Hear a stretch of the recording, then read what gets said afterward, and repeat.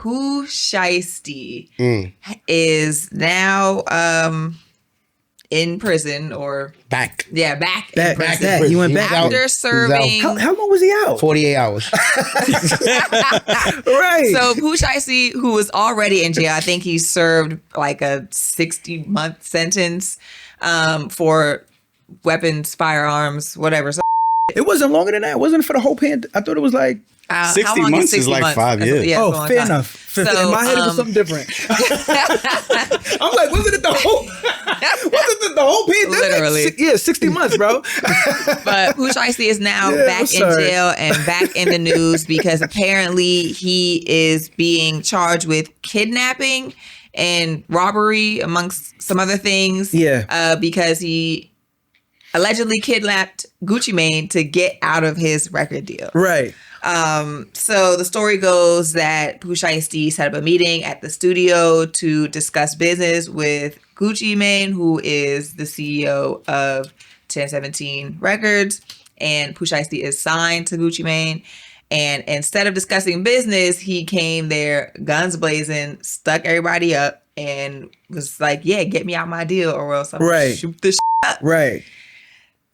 What did we expect though? His name, Pooh what Shiesty. do we expect? He's Pooh Shiesty. This is what, like, Pooh, throw the Shiesty on and get the business. But also, that was the dumbest thing he could ever did. Do you want to rap, or do you want to be a street? Because if you want to rap, you should not be. That's kidnapping. The question. But does he want to rap? You don't want to rap because now you're going to jail for forever. He does. I think the reason why he did it is because he wants to rap. He's not getting out of jail till he's like 50 years old, and at 50 years old, nobody gives a about what you got to say. But I don't think that he committed the crime thinking he was going to be caught. I think the idea was, yo, get me out of my deal so I could rap on my own terms. Right. Which is a valid expression and concern. Yeah. Now his process for getting there, right, is what we have a problem with. Yeah. His process is equivalent to that of a street. And we need to just start drilling in people's heads that the streets is dead. Stop trying to handle stuff in a street way and handle it in a. But you signed a contract, right? That is a business transaction. Yeah. Why are you trying to solve a business dispute in a street type of way? There's some dudes that will lawyer up and figure a fact. it out in the same way that you entered into this contract. Yeah, now that's a fact. Let's keep in mind, Pooh Shiesty is only 26 years old, so not much experience. Obviously, not much business acumen there. But you did sign a contract, so somebody needs to tell you, if you don't know, that now that you've signed this contract, you are legally obligated to carry out this contract unless you can get a lawyer to find a loophole to get you out of this contract. But going and kidnapping somebody but is I not going to change things. So I don't think he kidnapped him. Kidnapping, technically, it's kidnap because he held him at gunpoint in the studio and could not told him to sign a release. Technically, that's kidnapping. You're holding someone at gunpoint somewhere. You're not letting them leave. You kidnap them. But there's the other side to this story too, which is, I mean, if I'm Pooh Shiesty, and the reason why I signed to and with Gucci is because I'm thinking that I'm signing to a street who necessarily relates to what I'm doing. Again, I get you. No, I get you all the way. But I'm trying to think like a Pooh Shiesty at this moment. So I'm thinking that he's going, I'm gonna go about this the street way because I signed to a street. And to your point of not being like, I'm gonna get caught in this, is I don't think that anybody really thought that Gucci was going to tell. I thought I didn't expect him to tell. Even if I think he clearly knows, like, I got you at gunpoint. Even though I signed these papers, apparently Gucci said this as well.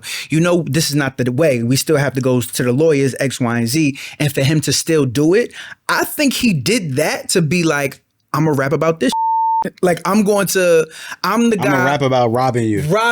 And that is gonna get me to that, like, going back to that, like, that popularity viral kind of thing. I don't think that he ever really believed that him doing that. You think Pooh Shiesty did it to rap about robbing Gucci? Not necessarily like, hey, this is how I robbed him. But if the rumor came out to be like, yo, Gucci got robbed by Pooh Shiesty, his own artist, technically that makes him the super gangster. It makes him I think if Pooh Shiesty's aim was to rap about anything, rap about how Gucci got you in this up deal.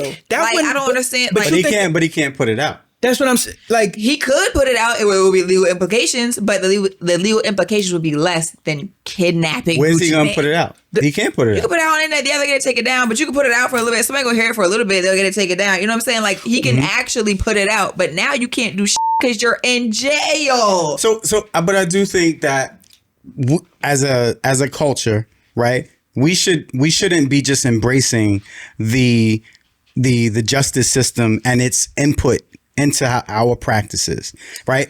So I don't think that we should just be like Pooh Shiesty did a thing, so that's why he's in jail, and we just come down on him. We should be looking at the totality of the circumstances, right? So 1000%. Pooh Shiesty, as a young man, was somebody who was already justice impacted, right? And so now he may feel like, yo, I got taken advantage of by Gucci Mane, and so I don't know any other way to respond. This is what I know, right? And I think that if we can appreciate that, then we can appreciate that what our culture is missing is mentors and real gatekeepers For sure. who would have For been like sure. who Pooh Shiesty could have went to and been like, yo, my situation is messed up. Can you help?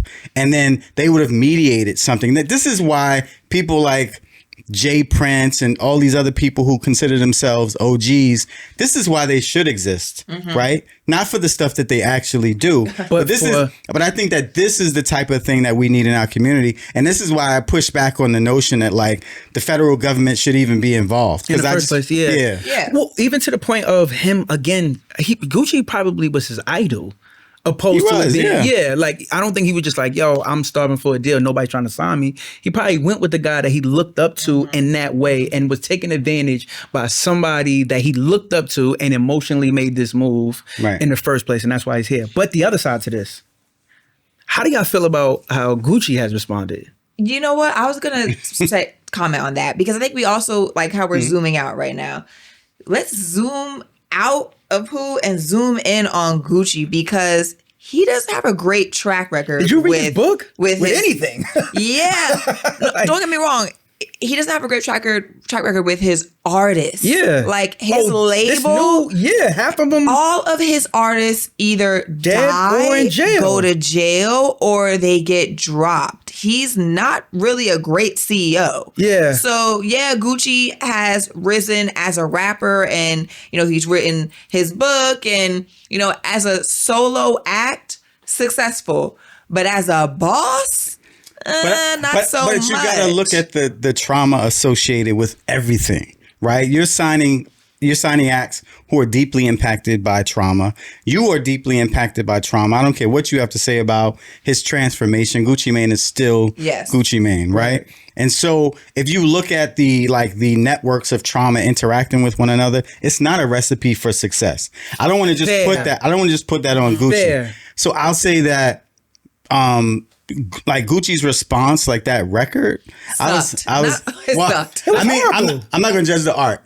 I'm gonna just say the art sucked and the record. That the response, I think that eventually he will regret that response.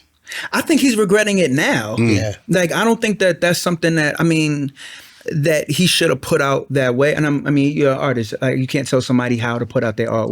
He's also a boss. That's not a good boss. That's not a good boss move. Not a good boss. I'm assuming, is he trying to sign other, like what is the end goal for everybody? I don't think no artist should sign to Gucci. That's what I'm trying to get at. Like, that's exactly what I'm getting at. Is plain and clear. You're either going to die, go to jail, or get dropped. And then your boss going to talk about it. Take advantage of his fault, or is that the people that he's signing? That's the system. You could sign a hood and you could tell him, stay out the hood, don't hang out with the boys that got the guns, doing this, do that, but he's going to do whatever he wants. Wait, before you know it, even as a boss, you're going to get that phone call like, yo, I know you told me not to go to the hood. But I'm in there. But good bosses know how to pick better employees. You have to learn from your mistakes. Let's talk if about you're a this good boss and a leader. Let's talk about the term boss, though, because I don't even know that he's really a boss. And this is with all due respect. Well, but his label is a subsidiary, or it has to report to someone else, right? Yeah. And so when you sign a rapper that is supposed to have some credibility in the hood, the record labels, and I know this for a fact, and this is not conjecture, the record labels expect them to maintain their hood credibility, because if they don't, they will drop them. Really? So it also it's not as simple as sign a deal, stay out the hood, put out music. They want you to still keep. They want you to keep your credibility. They want you to stay. What is hood credibility? Who defines hood credibility? There was a time where a lot of times the hood don't know what hood credibility is. I mean, we can look at, and I don't want to veer too much off of this topic, but let's look at Thug and the Gunna situation and what unfolded after Thug got out of jail and all those calls that leaked. The hood don't even know what's hood no more. You know what I'm saying? I think there is evolved. I think the hood knows what's hood. It's just a lot of people have veered different ways, but the hood, everyone has a different idea of what being a rat is. What, like, I don't even, as a woman, I don't even like saying that word. I hear you. I don't only thing is know about that. But I mean, but rat is a real thing. Yes, but like the hood has different definitions of what a rat actually is. Yes, they do. There have been people trying to change those. A rat is a rat. Yeah, we've seen rappers get online and literally break down what they think a rat is. That's somebody trying to move the goalpost. Yeah, but a rat is a rat. So the deal is this, like, because there's multiple things going on. How the industry or how the internet interprets whatever anything else is what they think that is. But the hood itself is a very clear on what a rat is. Yeah. Like, they're the ones, like, it don't seem clear. Not the hood.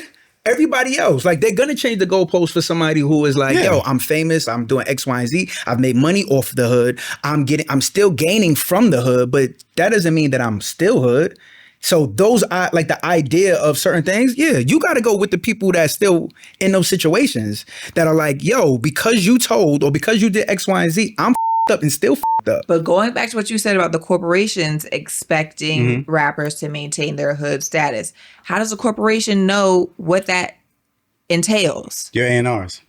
Your A&Rs are tasked. These A&Rs don't know. We ain't saying they doing a good job. So these A&Rs be white people that are very disconnected. No. So when you do a deal, I don't even want to say like a record company just because I do deals with them, but when you do a deal, there are A&Rs who are coming to the studio, who are going to your hood to like see what you about. They are doing their investigatory work, right, to make sure that you are the thing that you say you are, right, so that they don't get labels like industry plant and stuff like that. So it is something that they very much do check up on, and they check socials. Like all of this stuff is also on socials. And so if in your comment section, it's a bunch of people saying you ain't been there and you ain't from there and you ain't that, it's going to be bad for you. And I also want to say, just to probably finish this off, because I know we've been on this, there's a lot of people that have made money and then they become hood. That too. I've seen that. They get money, they become hood, and then they become so influential that people really be like, oh, now he know what he's talking about. You know, he'll get online and he'll want to explain what a rat or a snitch is. I also don't think that people go, he knows what he's talking about. I just think that it all gets wrapped up into entertainment, and it's just like, yo, I think that this is, again, entertaining, so I'm gonna just go along with it. You know what I mean? I don't think that a lot of people believe a lot of shit that they actually see. People that don't know. People that don't know. Because how many people really do know about the hood? Fair. Right? Fair. So the people that don't know, look at a Tekashi 6ix9ine video of him explaining what a rat is and what a snitch is, and now people are like, if you're learning if you're learning what something is through, I think, a lot of artists, and I think that's the problem too. Like, you know what I mean? Like, also, it's also important to note that like the definition of hood is also really changing now, because housing insecurity is different. Like, you know, so I'm old, right? So for me, growing up, like when I was coming up in the hood, I grew up in Brownsville.